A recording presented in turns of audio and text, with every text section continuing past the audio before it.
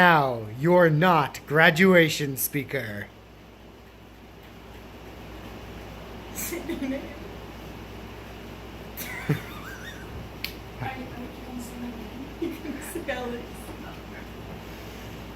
Alex Kingsley.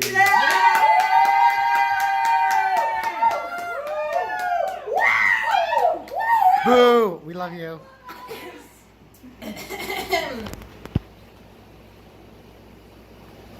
Hey guys! Yeah! What's up? I love you, Alex. Yeah! I decided that I wanted this speech to reflect the way I spent my 4 years at Swarthmore. So, in the spirit of how I prepared for my honors exams, I did not prepare a speech. But you know what? That is fine. Because my feelings about Swarthmore cannot be expressed in mere words. So I will be the first graduation speaker ever in the history of graduation speakers to replace my speech with a little dance. Woo! Yeah! Thank you. Yeah! Incredible! Just kidding. Oh. There's a speech. I just wanted to see how you do it. I actually always wanted to where I give a graduation speech like my whole life, but in high school I was never cool or popular enough. But then I went to college with a bunch of nerds. So now by comparison, I'm super cool and popular. Yeah. That's great how that works out. Aww. Were any of you, class of 2020, worried that you would not graduate on time? I did it! Now we're all graduating late. Honestly, that is great for a few reasons. Number one, I did not have enough graduation tickets for my whole family. So my little sister was not going to get a seat. It was going to have to be a little sister waits in the car situation, and I did not know how to break it to her. Number two, I knew that if I had a graduation ceremony in 2020, I'd spend the whole time freaking out about how I was possibly going to get a job post-grad. But now that it's 2022, I am still freaking out about how I'm possibly going to get a job post-grad, but I'm only 2 years older. So I care a little less. Yeah. These 2 years away from Swarthmore were actually very informative, but not in the way I expected. Lots of people started their side hustle during the pandemic. I realized I was trans, which is not a side hustle, it's a full-time job. Yeah! I did a lot of weird stuff when the pandemic was happening, and I didn't know how to handle it. I wrote a puppet show, and I even made the puppets, but I performed it for no one. I got really obsessed with rats briefly. I made collages of Danny DeVito and started selling them. I still am, by the way, if anyone wants one, go make that cash money. Woo! Knowing other swatties, it makes me wonder, who else did stuff like me? Who else had a gender discovery in the past 2 years?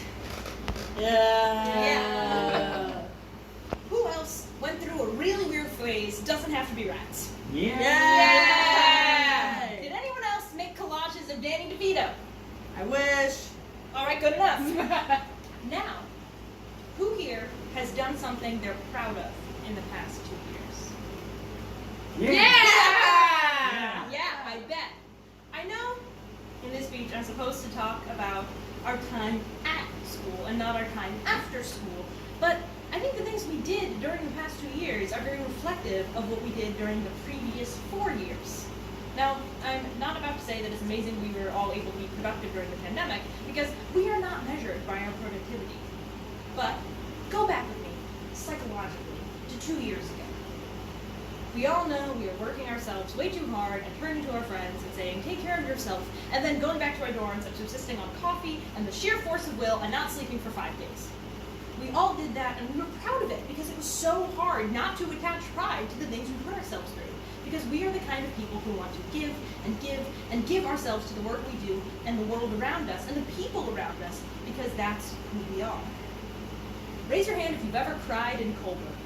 Wow! Wow! Yeah! Cry Colberg. Now raise your hand if you've ever pooped in Coburg. Yeah! Yeah! That is unrelated to the speech. I just wanted to know. There's something about that. There's something about it.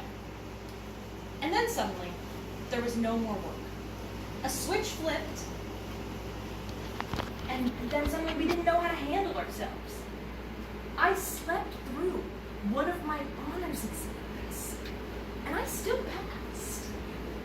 And my professor reached out to tell me what a good job I did. So I mean it when I say no one gave a fuck anymore. We were so done. We were all done and nothing meant anything. So we all reached out to each other. I'm not going to slog through a description of how hard the pandemic was for me because each and every one of us went through it, and each and every one of us experienced tragedies big and small and came out the other side a different person. But I will say it was hard, and what got me through it were the friendships that I forged here. What I remember more than the difficult nights are the nights I spent staying up late playing Roblox with other members of Road Extractor. Yes, I'm 24 and I still play Roblox. It's a good game. Woo! Woo! Or streaming Taskmaster on Discord with my friends.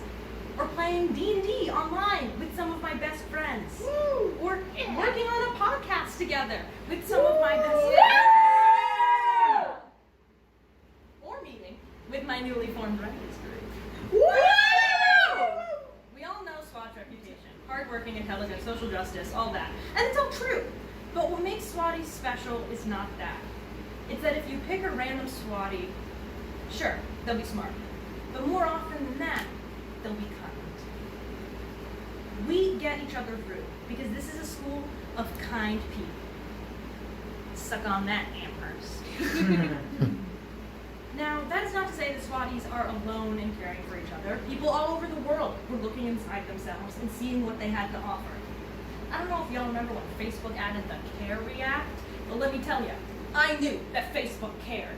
That changed the game. What I'm saying is not that SWATties are inherently special. I'm saying that the bonds we forged here are something special. Something so special that distance and disease could not break them. I asked earlier if any of you had done something that you were proud of over the past 2 years. I did. I did a lot, actually, that I'm proud of. But the thing that I did that I'm most proud of is have relationships with my fellow SWATties that blossomed. SWATties are smart, SWATties work hard, SWATties don't sleep, SWATties blah, blah, blah, blah. I don't care. SWATties care for each other, and that is the most important thing. I met the love of my life on this campus. I met one of my best friends on this campus. Many of my best friends on this campus. I met professors who changed the way I see the world. I also met a guy who held the world record for doing the Rubik's Cube. It's not totally related to the point, but what I'm trying to say here is that people are amazing, and the more people I discovered, the more I was able to discover myself. I rediscovered myself again and again and again on this campus. And on this campus, I learned how to rediscover myself again after I'd left.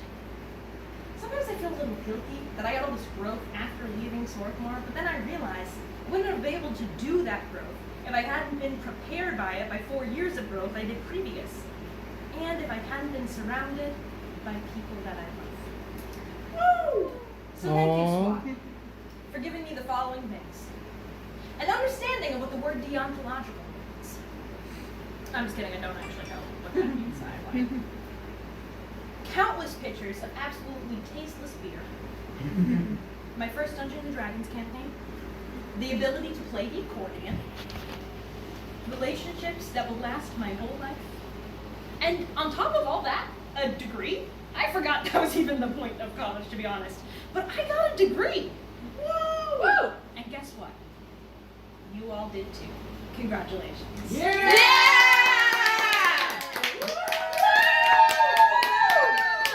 We love you.